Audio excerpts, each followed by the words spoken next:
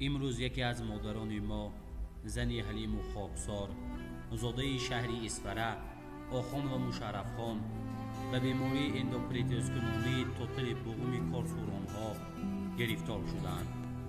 اما وضع عائلوی این مادر امکان نمی‌دهد که معالجه شود.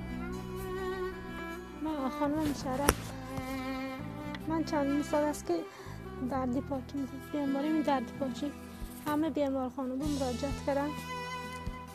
تا دوشنبه رفتم دکترها رای کردن، اخیری رای همین آمد که من اندوپریتیزم کردیم از هر دو طرف. برای من یک پولی بسیار دکار.